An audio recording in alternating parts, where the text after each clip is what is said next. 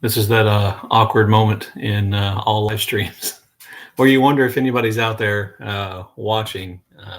We started it. These live streams are not anywhere near my best thing, but I wanted to do one today because it's kind of an important day for me, and I wanted to come on here and talk about my book, MacArthur's Bloody Butchers, if people were interested, and also then to have a chance to say thank you to everybody for their support, their interest, their kindness, their offer, and in many cases, um, efforts to help me promote my book by having me on their channels to talk about my book. So I wanted to come on here and do that and have that conversation if possible.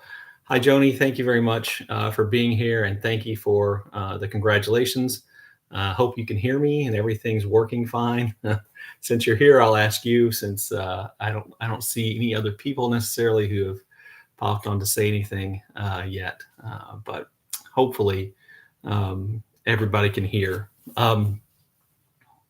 And also, if anybody has any questions about the book, about publication, about anything, any other book thing you want to talk about, I'll be happy to do that. I don't have any idea how long I intend for this to go or how long I want this to go. And like I said, it's kind of in the middle of the day here in the United States, right at the end, probably the workday in the UK. And those are the two places where the book has been published. So I kind of tried to find a time where I thought, people might be able to pop on and say hi and ask questions if they wanted to. But if not, then this will be posted on my channel as video, and people can go back and they can watch it later. So I did when I posted my post on my channel. I did have one person ask me a question, and that was my good friend Alan from the channel Big Hard Books and Classics. And so I wanted to answer that question and then potentially talk about some other issues with or maybe I'll talk about the book a little bit and then answer his question. Maybe get a few more people time to show up if they're going to. Hey, Jimmy, thank you very much. I appreciate it. So yeah, thanks, Joni. The book should be available online from online booksellers. Right now, I don't have any information about whether or not it'll be in bookstores or anything like that, but I hope so. But it's available as the notes say. Hi, Ariana. As both a thank you, as both an ebook and in hardback format. I couldn't be more pleased with the way the hardback looks. I did get to have some input on the cover, even though I trust the professionals at Casemate to come up with better color designs. But I'm very pleased with the way the pictures on the inside of the book came out. I was really worried about this. And one of the things that I had to do in getting the book ready was to find pictures that were in the public domain that could be used. And I knew they would be pictures like this, which are, on the page or on the pages. And I worried that they would look muddy and they wouldn't come out, but I think they came out really well. And I think they make the book obviously a lot better and give it a lot more interest. I laughed about the description of the book online at Amazon and at Casemate and at Pen and Sword and other places where it's available online. I laughed that it said it was 224 pages. It's not. It's only 188 pages of actual text that I wrote, and then there are several dozen pages of endnotes and material like that. Joni, I do not have pictures from Luzon in the Philippines. That is not a place where the 163rd went as a part of the 41st Division. They were scheduled to go and land at Luzon, or it was at least implied that they would, but they did not. They ended up landing on Mindanao instead and never landed on Luzon. There is an excellent map at the front of the book, which was created by Sonia over at the channel Enthusiastic Reader. She made that map for me, which kind of shows the places. Wrong finger. That shows the places where the 163rd went, and the book is specifically about Company G of the 163rd Infantry Regiment, and its activities during World War II. It The thing I like best about the description that's on the book, and you can find online, is it says it's kind of an overall view, a kind of top to bottom view of the war from the point of view of soldiers in that regiment, and specifically in that company, um, because that's really what I wanted it to be.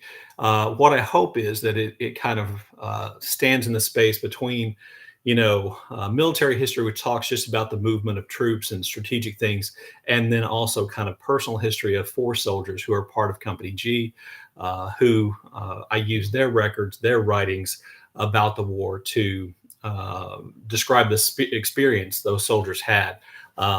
On a personal level and what they experienced. And so hopefully it's a cross between those two things, that it's not just like a recount of like the personal experiences of these four soldiers, but that plus the military stuff. That's kind of what I'm hoping for. And I'm hoping that it's readable and enjoyable, and it's something that holds people's interest. My idea for writing the book came from my father. One of the four men who is profiled and whose stories told in the book was my great uncle, whose name was Doyle Bruce, and he was eventually a sergeant in the 163rd Regiment, and he was really important to my dad. So I wrote the book for my father, um, and he died a couple of years ago before obviously the book was published. So I hope that it would please him if he got to read it now. He got to read it in kind of its initial state, which has changed a lot from since then. And Arian, part of what I did was um, I I I put more emphasis on the personal things I found. Originally, it was going to be about three soldiers and their experiences. I found a fourth soldier from Company G of the 163rd, whose story I could also work into the text. And so, I did that. And I think that does add a lot more of the human element to what's going on. I hope when you get your copy that you're pleased with that aspect of the book. Hi, Alan. Thanks for being here, buddy. I have your question. I am going to try to answer it at some point, but thank you for asking me that question. Really, really do appreciate that. And just again, I would say that one of the things that I want to do here is just thank everybody who's expressed interest throughout the process. I think I started my BookTube channel in 2019. And I think probably in the third month, I made my first writing video, and it was about writing this book. And so really, I have written the book while I was on BookTube. And from time to time, I've made writing vlogs or videos about my writing the book. And whenever I did that, I was always really buoyed by people's interest and people's support for what I was writing, and that. Thank you, Carla. I appreciate it. Oh, great. I hope you like it, Carla. It's really, really kind of you to purchase a copy. But every time I posted a video, people said nice things, and they encouraged me to keep going. And one of the things, obviously, it's been now almost. It's been almost like 5 days or 5 years since I started writing the book, and that's a long process. And so, having people express interest helped keep me going. There were long gaps where, I didn't necessarily want to keep going. When I first started writing it, even before I had a BookTube channel, I wrote an excerpt that I tried to publish in a historical journal. And it got rejected, and that really kind of took the wind out of my sails for some time. I had problems finding the material I wanted to put in, and to getting sources and things like that. So it was, it was a long process. And then, even when, let's see, going on, well, it's been more than a year now. When I got some interest from Casemate, I contacted them, and they were interested in seeing it. It's taken me a whole nother year to rewrite the book, and then to go through the process of publication, which has been really kind of been an eye opener. Uh,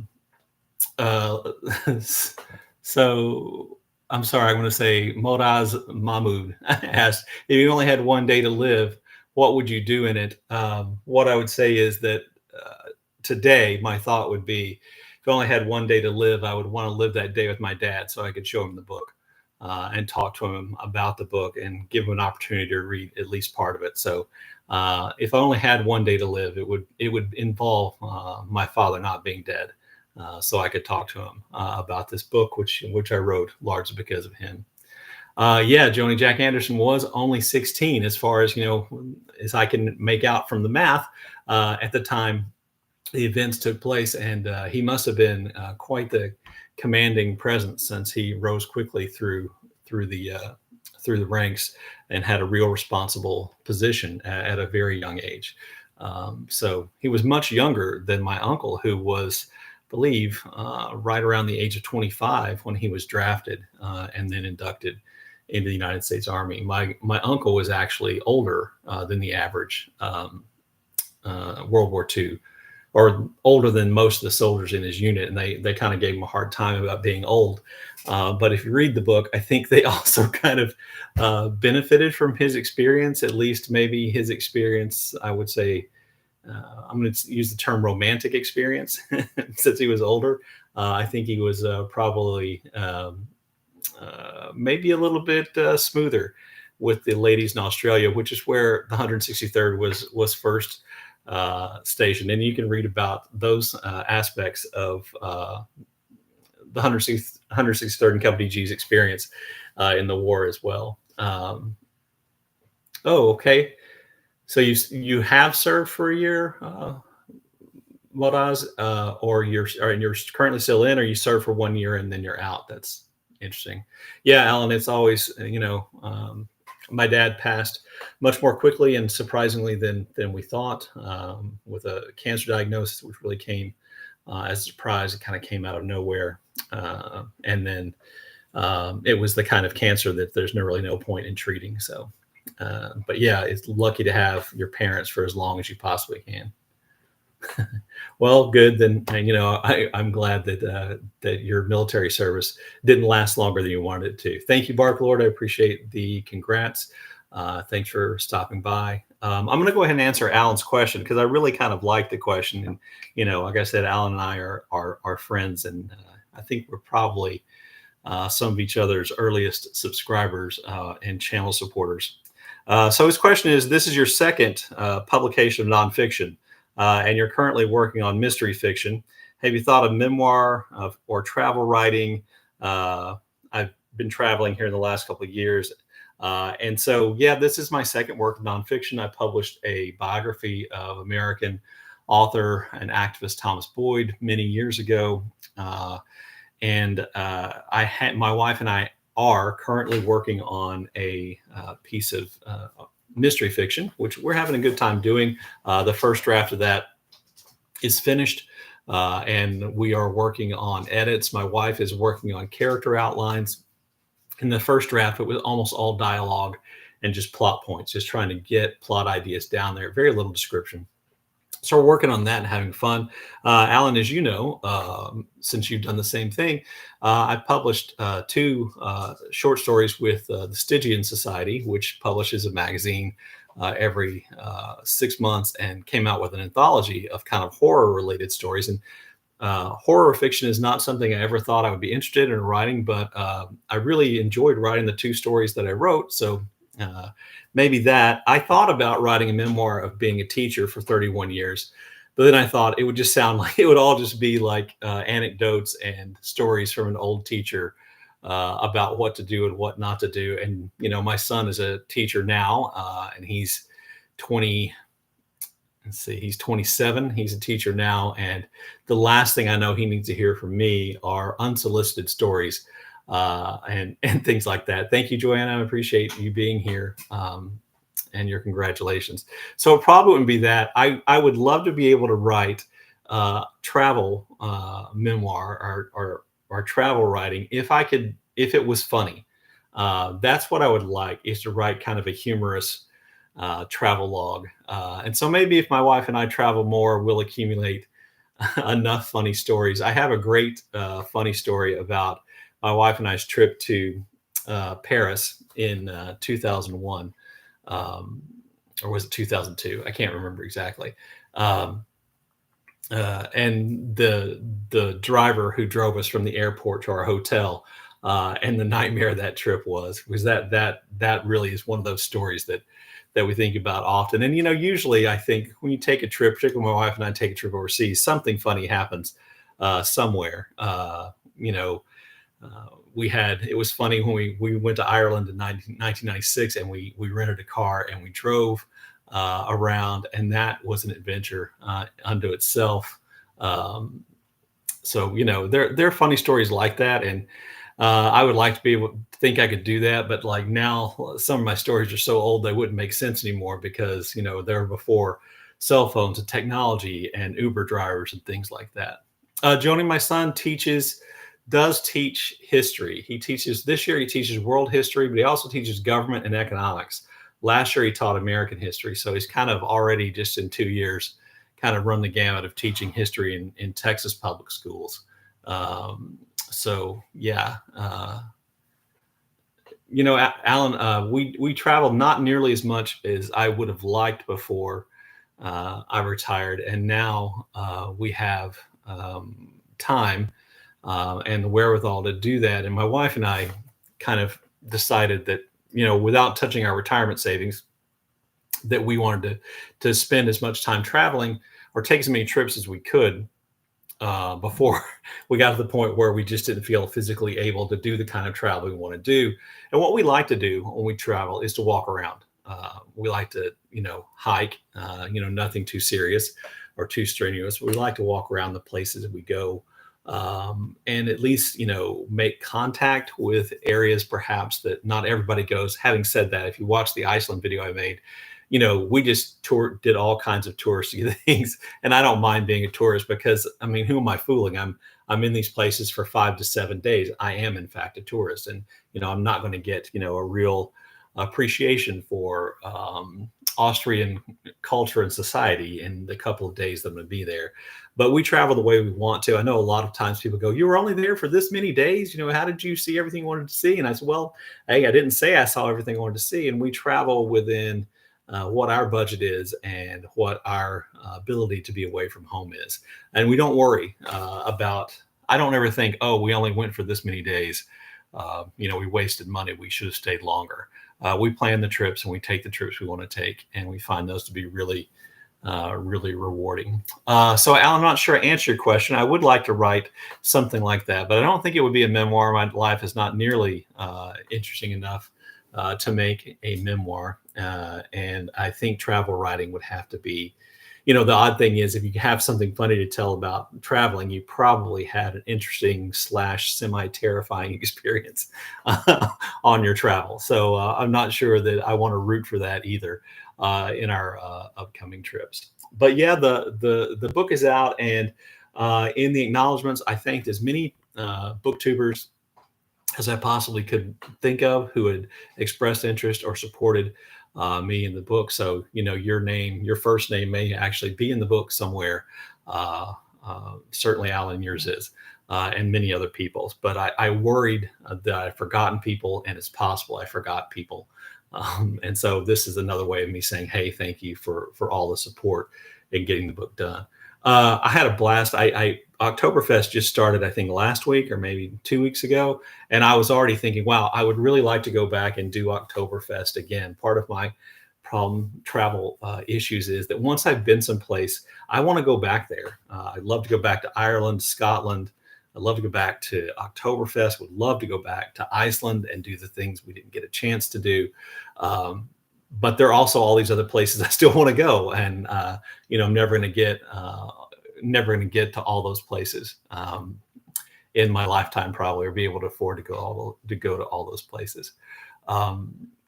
So, I don't want to make this too long, but if anybody has any questions about writing the book or anything else like that, I would be happy to answer those and ramble a few more minutes if you think of something like that. And if not, like I said, I just want to have a chance to say thank you and to celebrate with you publication day of a book. I think that, like I said, that so many people contributed in enthusiasm and have supported me in helping me to produce. And so, that was the other purpose of this. I will say that that because MacArthur's Bloody Butchers is published by a small press, which specializes in primarily military history.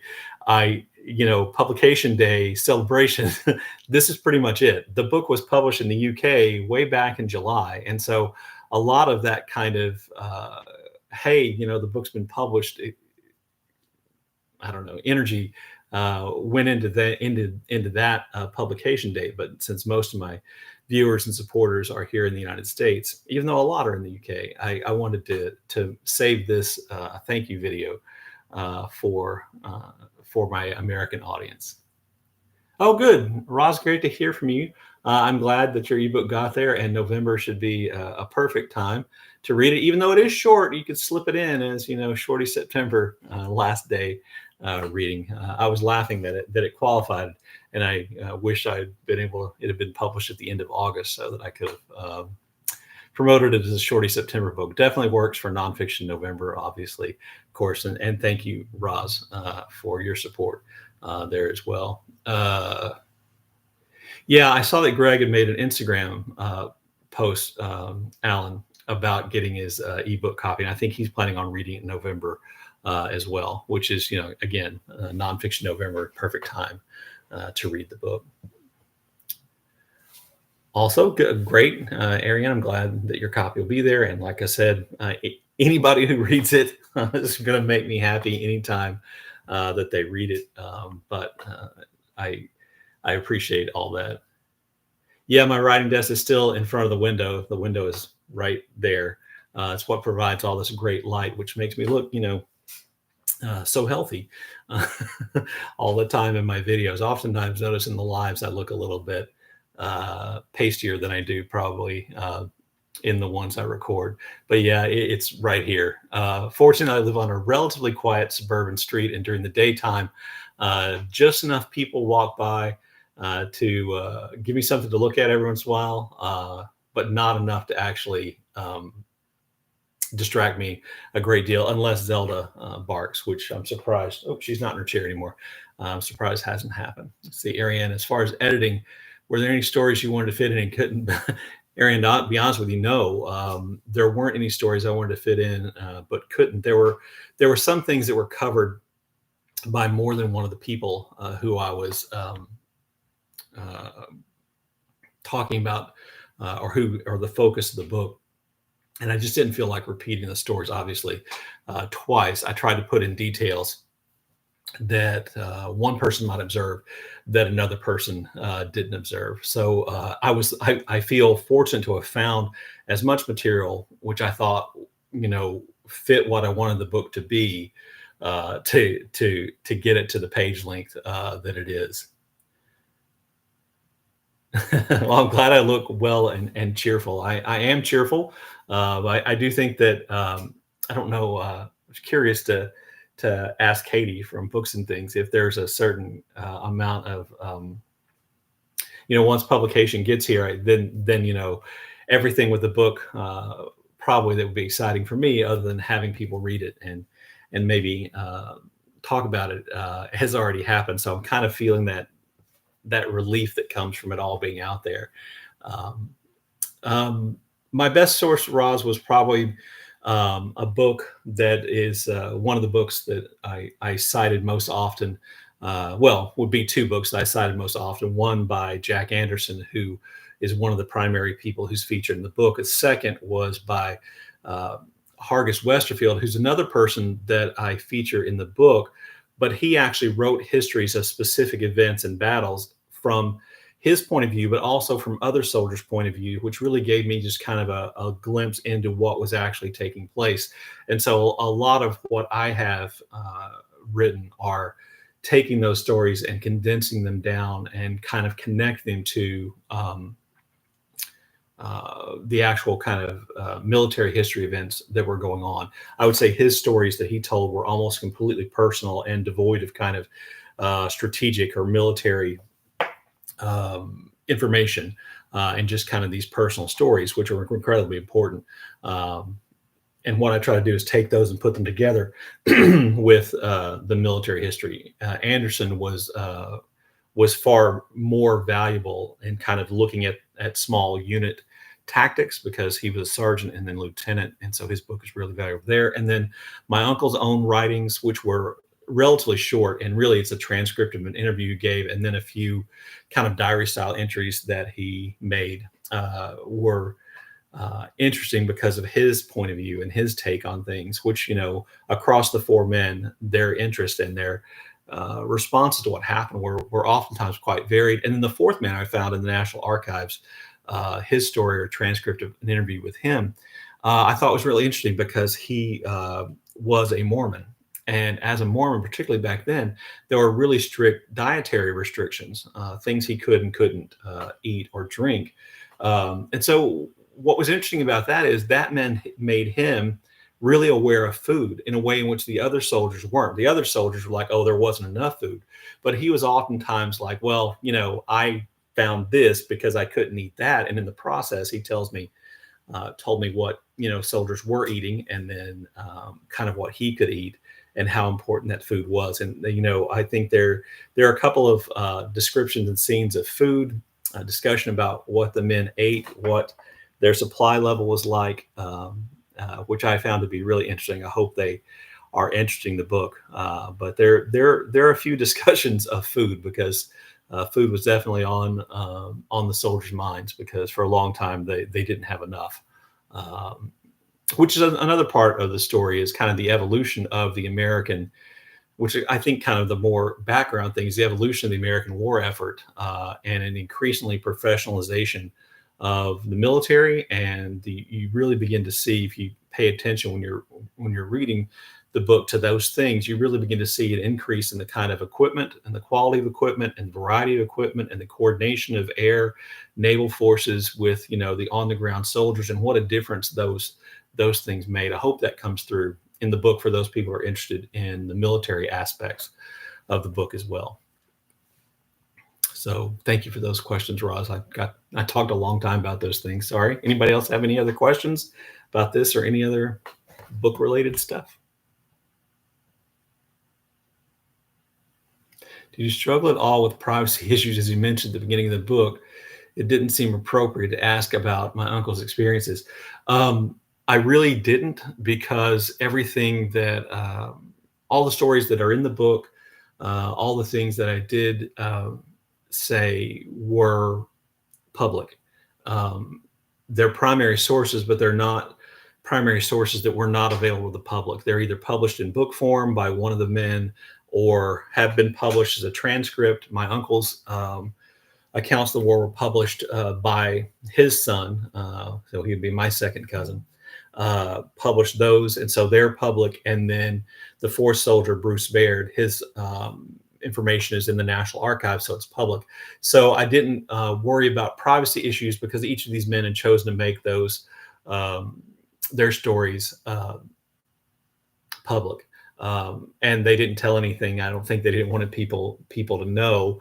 I tried not to, in the case of the soldiers and their relationships with women in Australia, I tried not to jump to conclusions about that. But there were definite romances that took place, short-lived, and really one of the things I found to be that all the soldiers who spent time in Australia, or mainly my uncle and then Jack Anderson, one of the things that they remarked on was how remarkably welcoming and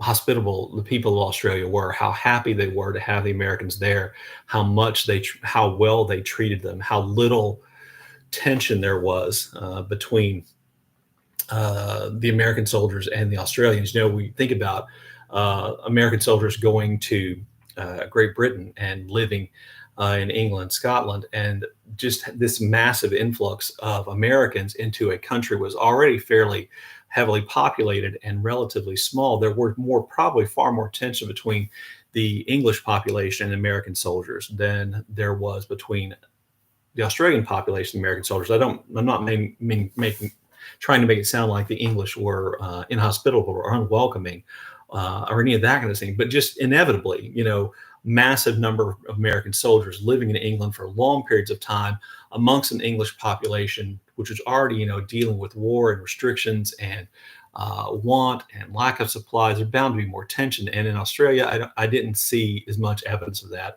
There were fights between American soldiers and Australians from time to time, but there were also a lot fewer Australian men around to feel tension about American soldiers dating Australian women, which, at least fictionally, I know is a subject that sometimes comes up with Americans stationed in Great Britain. Oh, thank you, Carla. I appreciate that. So, Joni, going back to your question, there are probably some things I know about my uncle that I chose not to put in the book. There are some things that, what I would say is that each one of these men's books, with the exception of Baird, were written by men who had fought against the Japanese in incredibly terrible circumstances, and their attitudes towards the Japanese were entirely negative, and their way of referring to Japanese soldiers they used pejorative, racist terms, and I tried not. I didn't want to hide any of that, but I certainly didn't include any of that language in the book. And where I thought they were telling a story, which probably required some idea of, hey, there's another side to this, or hey, maybe this is, soldiers on this side's point of view, and I don't have the Japanese soldiers' point of view.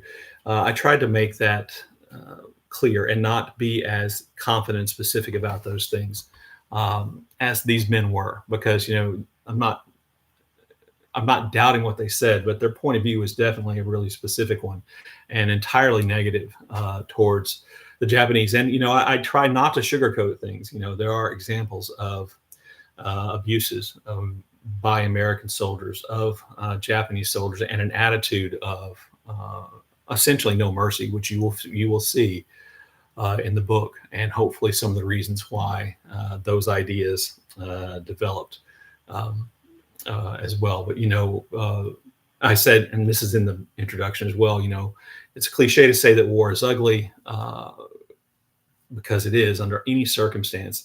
I was just talking about somebody about this just the other day. If you add racial bigotry, if you add incredible cultural differences and disconnects to those wars, then I think things get even worse. And if you read the book, you'll find that American soldiers took very few Japanese prisoners, in part because Japanese didn't surrender, but in part also because Americans didn't have any interest in taking Japanese prisoners. And that really is less true. We think about the war as was fought in Europe, and the way in which the Germans and Americans dealt with one another is very different. So I'm not sure I answered the question, but thank you for asking it. I don't think the book is, I hope the book captures kind of highs and lows and also realities. I hope that when it appears as though, the book seems to be grinding along through event after event, that it gives the impression of what the soldiers were going through in terms of grinding on through event after event. Alan, I would love to write a book about politics, but living where I live, I'm afraid, my windows would get shot out every couple of weeks if people knew who I was. My wife and I just put our presidential political sign up in the front flower bed. I hope it's still there. In the past, here living in Texas and having politics that run opposite of most people's, in the past, our signs have disappeared when we put them out. So we started putting them a little bit closer to the house. But I was encouraged that across the street, one of my neighbors, who I didn't know, apparently shares my political point of view, and they actually have like a whole flag flying in their front yard. So I don't feel as alone as I used to. Yeah, Japanese Americans. That was I can't remember what was the name of the one that was in Oregon. There was a huge Japanese internment camp there. I can't remember if that one was Manzanar. Anyway, I can't remember. But yeah, they had certainly the way in which Japanese Americans, and this is the key, Japanese Americans were treated during the war is one of the great, misdeeds done by the United States government in the 20th century. Hi, Katya. Katya, how are you? Glad you were able to make it. Kind of winding down, but I appreciate you stopping by. Like I said in the video, I really just wanted to thank everybody for their support and for stopping in here. A few more minutes if anybody else has any other questions. Otherwise, I think I'll just cut this off and post on YouTube and then answer comments. But I really do appreciate everybody coming by, showing up, and expressing their support as I did do for everybody who's expressed support or interest in the book. But if nobody else has any other questions, I think I'll let that be it. And just one more time, say thank you to everybody. I sincerely appreciate interest and support that everybody or so many people have shown. Anyway, thank you and bye. And thank you for the congratulations. And I'll see you in my next video.